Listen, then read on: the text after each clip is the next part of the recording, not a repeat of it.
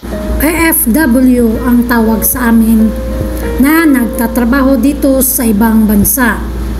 Bayani daw kami kung ituring, ngunit hindi kalakihan ang sinasahod namin. Kung tutusin, kulang na kulang talaga ang sahod namin na ipapadala sa Pilipinas para sa pamilya namin.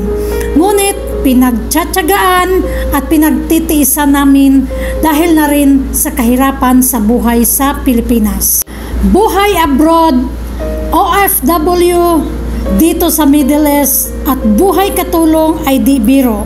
Ito ang desisyon na walang sukuan at ito ang desisyon na walang bawian. 2 taong kontrata ang aming pinirmahan para lang sa aming mga pangarap na gustong ibigay sa aming mga mahal sa buhay. Masakit lang ding isipin, marami sa ating mga kababayan pagdating dito ay hindi naging maganda ang kanilang kapalaran.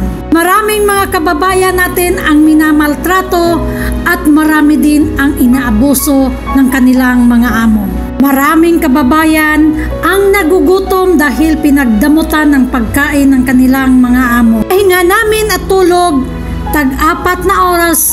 Swerte na kung magkaroon kami ng pahinga na 6 na oras. Lagi kaming puyat, ngunit kinakaya ang lahat. Lahat ng sakripisyo, lahat ng mga pagsubok, at lahat ng aming mga pinagdaanan na kami lang ang nakakaalam ay hindi namin ito inaalintana para lang magkaroon katuparan ang mga pangarap para sa pamilya. Marami nang sumubok sa buhay abroad at marami na ding sumugal. Ang iba siniswerte at ang iba naman ay umuwing luhaan. Dito mo mararanasan ang lahat ng kahirapan na sa tanang buhay mo ay hindi mo pa naranasan. Na ang aming pahinga ay matulog lang. Buhay OFW bilang katulong na wala kang makakausap, wala kang karamay. Kapag may sakit ka, ay wala ring mag-aalaga.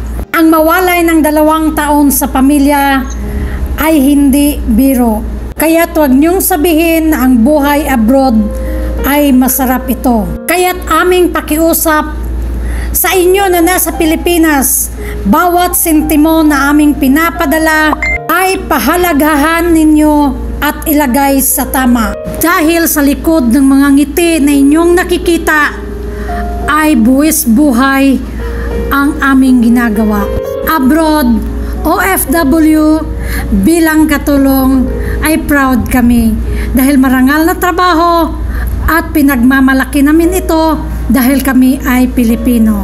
Mabuhay tayong lahat at mabuhay ang mga OFW na Pinay.